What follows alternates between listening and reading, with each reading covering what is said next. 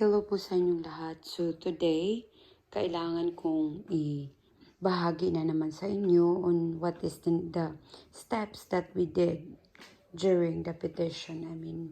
I just remember this. All of this are the papers that we sent to the USCIS for the K1 and K2 visa application. So these are all, this packet that we sent for the application is applicable for everybody. All the country can have all of this, okay? So now I'm going to show you all the requirements that, all of the things that we sent to the USCIS. So the first one is the paycheck. So make sure your paycheck is in the first page of your petition. Next is the G1145.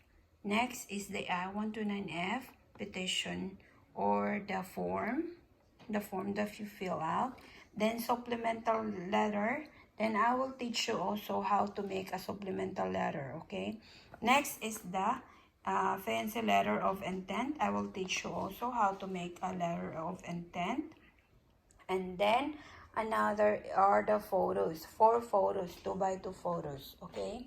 Next is the birth certificate of the petitioner. So make sure you will put the birth certificate of your petitioner. Then the beneficiary or the K1 birth certificate, we sent it original, but if you can send it photocopy, it's okay. But for us, the better if it's original. So if you go to the PSO, or where you get PSA, Philippine Statistics Authority, or if you will go there, if you go to PSA, just get 3 or 4 copies of your birth certificate so that you can have everything when you are when you process your papers. You don't have to fall in line, or you don't have to wait for a long time just to get your birth certificate, okay? So it's a copy of the petitioner birth certificate, copy or original birth certificate, PSA. Make sure it's PSA, not the yellow one, but it should be the latest PSA birth certificate. Then for the K1, and if you have K2, so you have to put also, since I have 2 K2, so I put this is the first K2 birth certificate and the second K2. So again, if you are single and you'd never been married, so get the sinumar, okay? Kunin nyo yung sinumar ng fiancé nyo, the original sinumar, na meaning sinumar is certificate of no marriage, so it shows that she's not married. If she's a widow also, so you should make sure that she can give you the copy of her the death certificate of his or her husband or wife before, so that death certificate. If it's annulled, also make sure that you have the annulment paper that you sent to the USCIS, so that you don't have any problem anymore. So that most of the questions before, they are asking me about the annulment, but you know, as you can see, we don't have an annulment in the Philippines. We don't have divorce in the Philippines, and if you go for the annulment, it's really hard, because the annulment, it takes years and it takes a lot. You need to prepare a lot of money for the process. You need to pay to the lawyer, you need to go. It's hassle for you. So make sure you will ask your fiancé that she must have the if she's a widow, it should be the death certificate. If she's annulled, it should be annulment paper. And if she is a single like me, you should do the sinumar, or certificate of no marriage. Then if your petitioner is have been or was divorced before, so you should bring also the divorce decree, okay? Give the send also the divorce decree. Then if how many times you've been divorced, so give all the divorce paper. Okay, send all the divorce papers so that they it was known what's going on. Okay, after the divorce paper, Kate, petitioner passport. So make sure the whole pages of your passport is being sent to the USCIS also. Okay, whole from page 1 to the end, you should put it there. Then K1 passport copy. So K1 passport copy, which is the beneficiary, which is me, and the K2. So since I have two K2, so I have here one K2 and second K2. So it should be the whole pages, and make sure you petitioner and the beneficiary must sign at the bottom. Or anyway, it's okay if you don't need to sign. So next is the affidavit of support from K2's. This is only optional, okay? I just added this, the affidavit of support from K2 father, from my kids, my ex. We have an agreement before that he needs to support for the kids. So I include it so that I don't have any problem. The next is the K2 affidavit of support I134. So this affidavit, I get it from the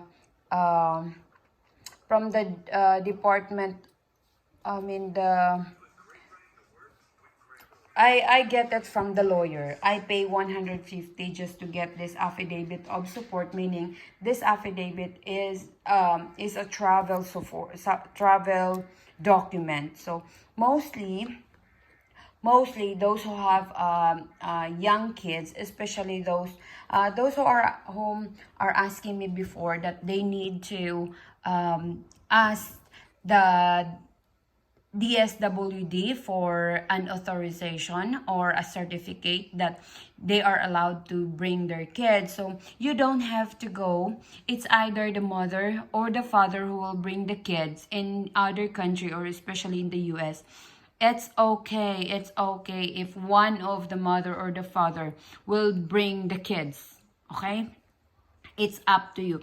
But if somebody who will bring the kids to the US, if it's only uncle, auntie, like that, so you need to go to the DSWD to ask for certificate to travel, okay? But if not, in my situation, I just really get from the attorney anyway. It's only 150 that time, 150 pesos. So it's cheap only, and then they just give you this affidavit of support that it stated that you can bring your kids, and where you live, like that, you can bring your kids to the other country. So next is the affidavit of support itself. So the affidavit of support, which is the I134, I will show you. This is the affidavit of support that the K1 and also the K2 must have. So since I have two K2, so it should be that the first one is my affidavit of support.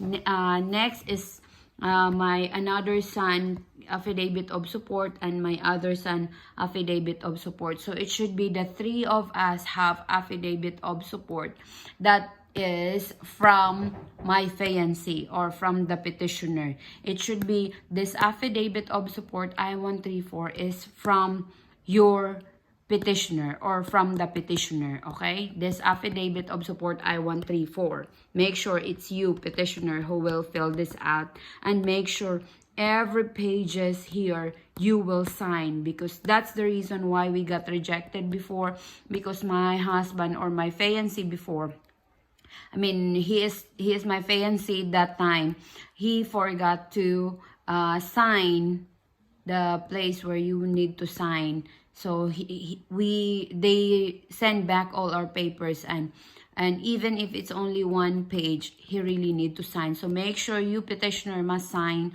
the affidavit of support that you're going to send to apply for the K1 and K2 visa application. Okay, so next is our emails, our chat logs, our proof of ongoing relationship. So we get the emails that we have by months, and also we have also the chat logs or the call logs. These are the call logs and the chat logs that we have. So July, There is a call in here by Skype. There is a call, a text, or a messages, our chats, our calls, like that. We do it by month, but anyway, it's okay also if you do like just only one page. Just do the collage. I will teach you how to do it also.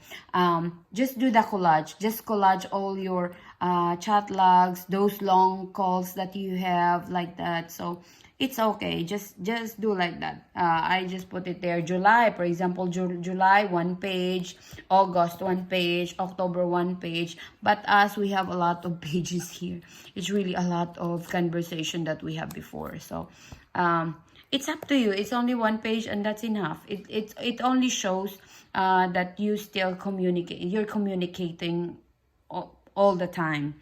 And here is the hotel and hotel and confirmation and guest folio. This is a folio. You can ask this from the hotel, okay? The folio, you can ask it when you visit. For example, you petitioner, make sure when you visit to the hotel, well, anyway, you have an information on your email that you book already to their hotel. So that's okay, that's fine. So this is a guest folio that my husband go there, and then plane back and forth ticket. So the copy, just a copy of his plane ticket going to the Philippines and back. And then engagement receipt. So he bring also, we added also the engagement receipt that we have. So proof of meeting in person. This is the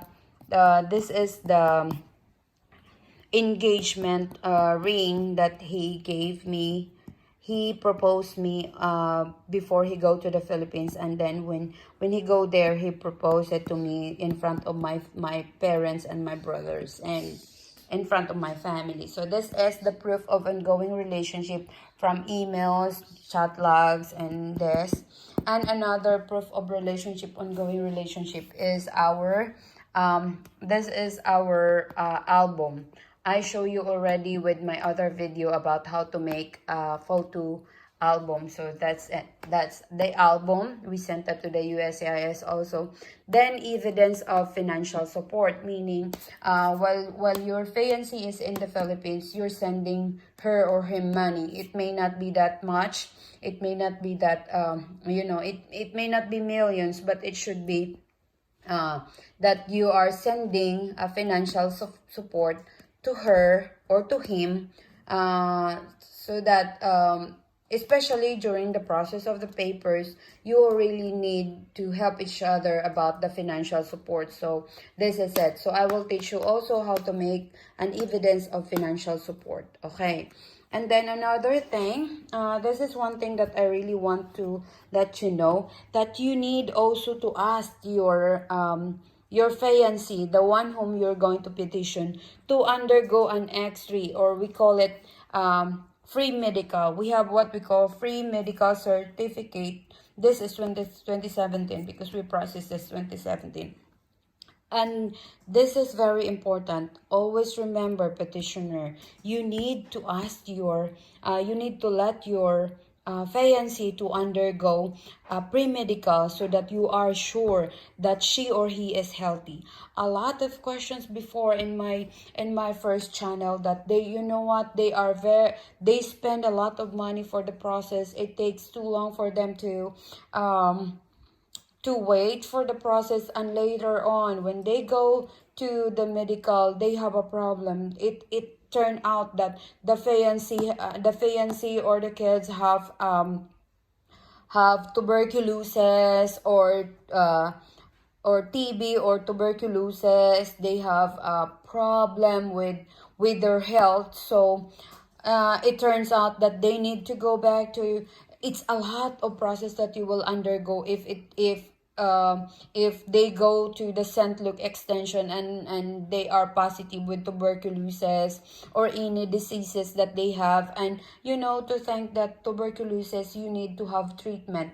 And for example, if we are from Mindanao, we need to travel from Mindanao for about 3 hours to Manila, where the St. Luke is. And then when you go there, you need to spend for the hotel, you need to spend for the foods, and it's too expensive for the foods there. You need to spend for a lot of things that you're going to spend. So make sure that they will undergo a pre-medical in their place. Like what we did, we made a pre-medical in our place first so that we are sure that we are okay. So we undergo the x-ray, we undergo the sputum test, we undergo this pre-medical. So we are fine, we are fine, we are not sick. So the process is really continue. We don't need to stay in Manila for a long time and spend a lot of money. So be wise, petitioning your fiancé is very expensive. So all you have to do, especially if there are kids,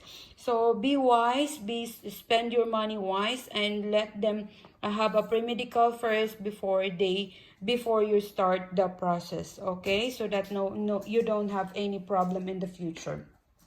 Next, since my kids are already in school, they went to school before, so I asked the form 137. You Filipino or Filipino, if you have kids, I know you know this. You know this about the school record. So you need to get your form 137 for your kids so that when your kids, when they arrive here in America, they still continue their studies, okay? Then I have here my school record. So when I was in college, I also include my school record. So this is just an optional anyway, okay? So now I give also my NBI clearance. As you can see, I have green and blue.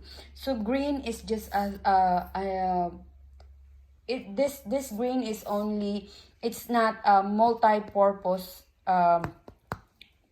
NBI. But when I go back there, before I go to Manila, before I go there, I get a new NBI because it's about this NBI, the green NBI is about to expire. So I have to get the latest one so that I don't have any problem during the interview. So this is it. The multi-purpose is blue color.